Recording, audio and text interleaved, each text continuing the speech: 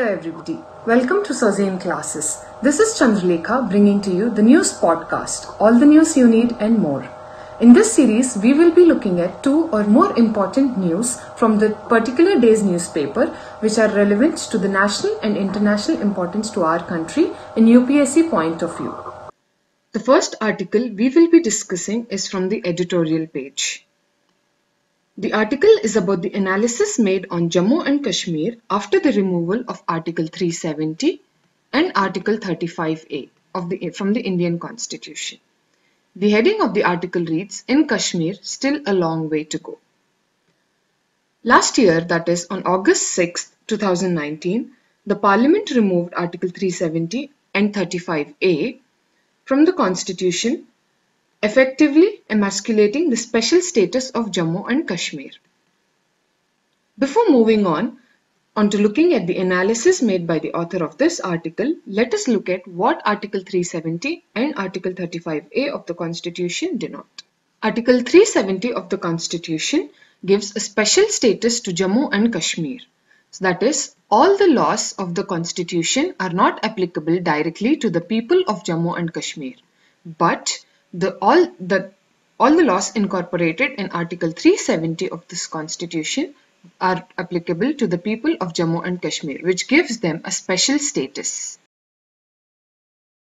The Constitution also denotes that this article is a temporary provision and is not permanent. The removal of this article is also mentioned in the same article, and the procedure of this removal is that President has a power of public order and can directly remove this article. But before moving to the public order, the President has to consult the Constituent Assembly's permission. He has to take the Constituent Assembly's permission of Jammu and Kashmir. But the Constituent Assembly of Jammu and Kashmir has been long dissolved in the year 1957. So this was the main reason there was a lot of confusion on the removal of Article 370. What does Article 37A constitute? To fulfill the special status of Article 370, Article 35A came into existence in the year 1954 through presidential order by then President Dr. Rajendra Prasad. Article 35A talks about all those articles that are applicable to the Jammu and Kashmir state. This article decides who will be declared as the permanent resident of Jammu and Kashmir and who will not be declared as the permanent resident of Jammu and Kashmir. So permanent resident has some special powers, that is, they can acquire immovable property legally,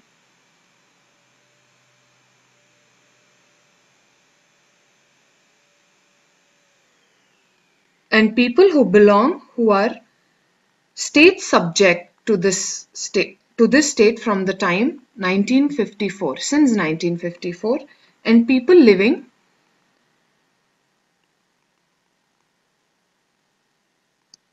since 10 years.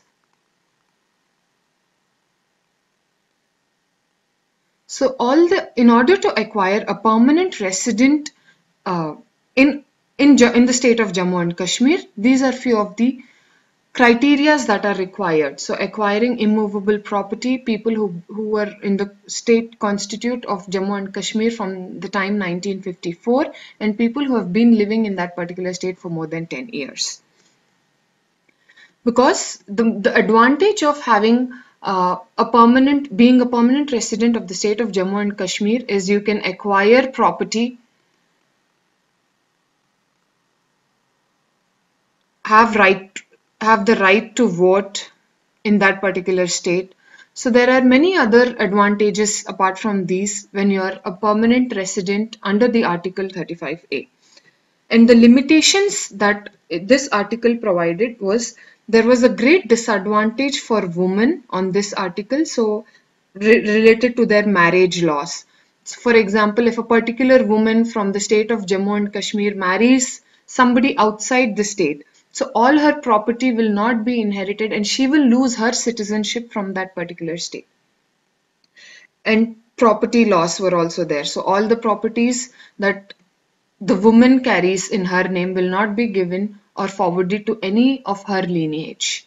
So all her property will be taken back and she will lose her citizenship from that particular state.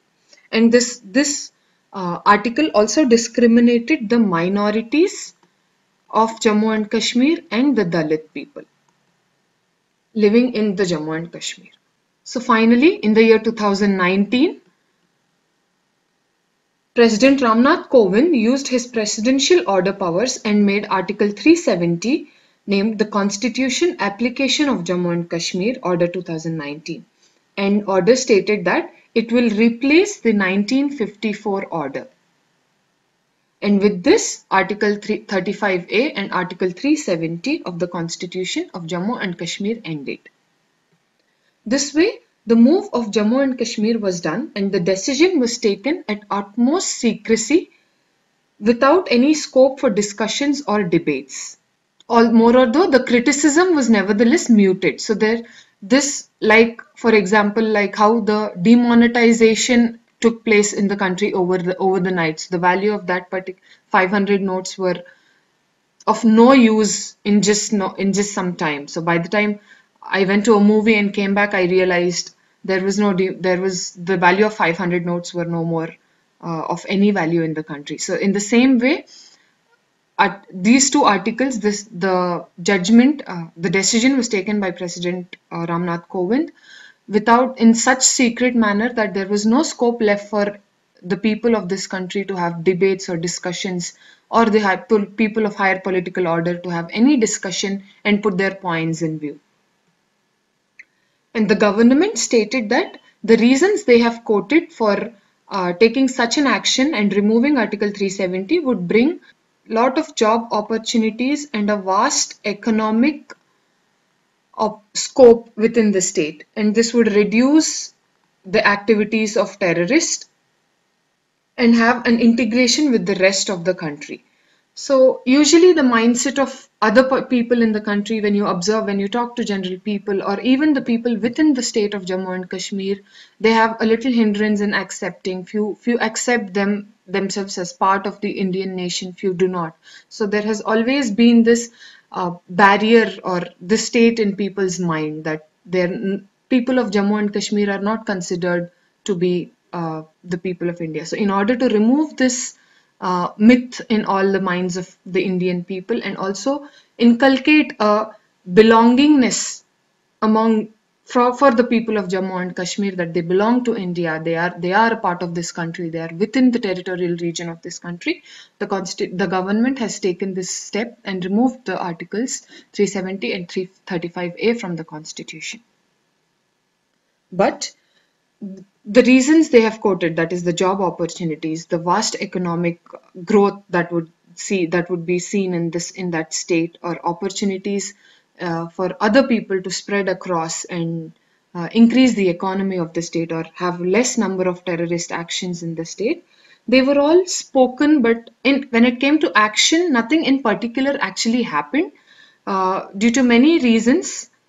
So the author says, as the level of violence still continues to remain high, there is no reduction or any control in the level of violence that has taken place. And apart from this, the imprisonment of several senior political leaders put under prison or under observations, and they were not let to take part in any discussions happened further. And also there was a difficulty faced by majority of the students, that was for the lack of internet opportunities, internet access. So high-speed internet access was not available within the state, and because of this, many students had faced a lot of problems. And the center granting new domicile certificate, that is the rules for the state which allows non-locals. So what is a domicile certificate? It allowed the people, non-locals of Jammu and Kashmir, also to apply for this and get a citizenship within the state. So permanent residence, you get a certificate which claims you are also a part or a permanent resident of this particular state. So having a domicile certificate is an advantage to the other people of our country, in a way that they can acquire properties, have their businesses set up in that particular state. So this Changing the rules of their domicile certificate was also not accepted by many people, and because everybody would come in and put their money in the state of Jammu and Kashmir, and that would violate a lot of rules because this state is more exposed to a lot of violence from China and from Pakistan. So both the ways we are always having one or the other violence within the state or with the people coming from the neighboring countries. So all of this has undermined the faith in centre's commitment and increased the challenges to the people of Jammu and Kashmir. So now it is time for the government to introspect. It is time for the government to introspect and inspect the results of 1 year of actions that took place in Jammu and Kashmir, and restoring normalcy should be the priority of the centre. And according to this author, M.K. Narayan, he says we cannot afford to make any more evolutionary adaptations to an already existing dangerous and complex environment. So it is now time for the government to take action, to act upon the results, introspect the results, and act upon what was good that has happened from August of 2019 till date, and make changes and make sure they do not bring vast changes that the people of that state feel more alienated or they don't have this belongingness. So we should make sure that peace is our main priority, and employment as spoken was giving youth the opportunities and making the people of Jammu and Kashmir feel more belonging to our country is our country's utmost priority step we have to look for. Moving on to the second news from today's newspaper. This came in the main page, that is provocation action by People Liberation Army, that is of China. So People's Liberation Army is an armed force of the People's Republic of China. So you all have known that the border dispute between India and China has been a long-standing dispute, especially when it comes to line of actual control. So this news says that yesterday there were some movements that were observed by the Chinese people towards the territories of India at the line of actual control. So this has been happening from quite some time, but over the past 3-4 months, there has been a lot of dispute taking the the armed forces of China and India having clashes or vocal issues or clashes, and armed forces taking up actions at the border, wherein we notice that the Chinese is trying to slowly move their territory towards the Indian part of it. So looking at the history, so I have attached a small image over here. So this is all China. This is our country, India. So India has borders with China at 3 different regions. So one is here, where all the Jammu and Kashmir and Uttarakhand, part of Uttar Pradesh is covered. Here is Sikkim and here is Arunachal Pradesh. So everywhere, all this land, the border has always been in dispute one or the other way. Sikkim over here, this is Bhutan, this is Sikkim, and this is Arunachal Pradesh. So the dispute now lies over here. So if you see a closer picture, the red line here is the border that India officially follows. And this is the border that is called the line of actual control, which the Chinese claims. So the entire region here is called the Aksai Chin region. So over here, if you see the Galwan River, this was the major dispute where part of this river was under the Indian territory and part of it was under the Chinese territory. So there was a lot of movement that was observed by the Indian troops, that was observed that Chinese troops are slowly trying to move past this line and trying to enter the territorial region of India. So this way there has been a lot of dispute.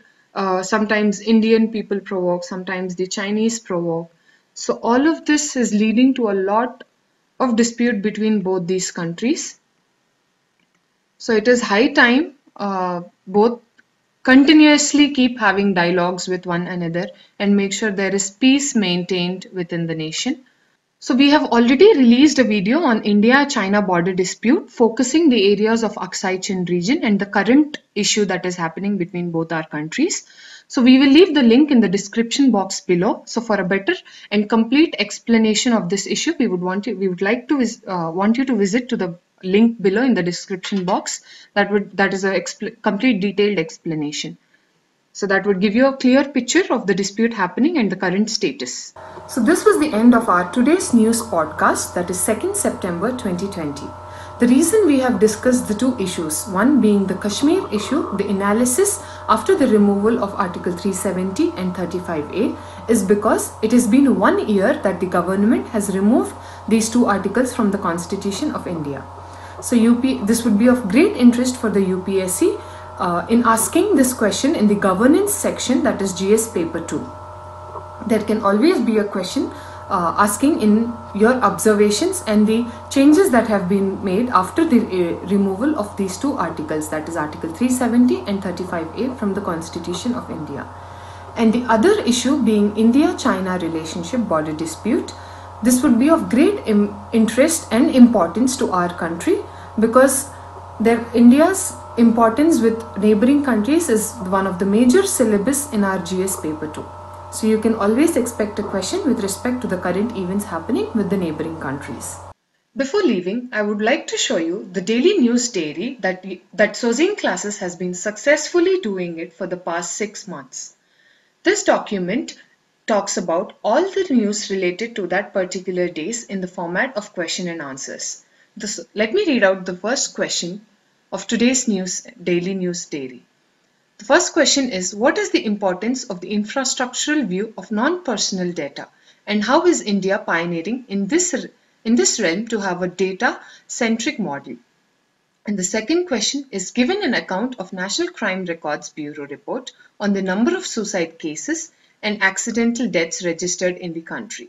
The third question is, explain Sri Lanka's turmeric shortage along with the casual and after effects on its and Indian economy.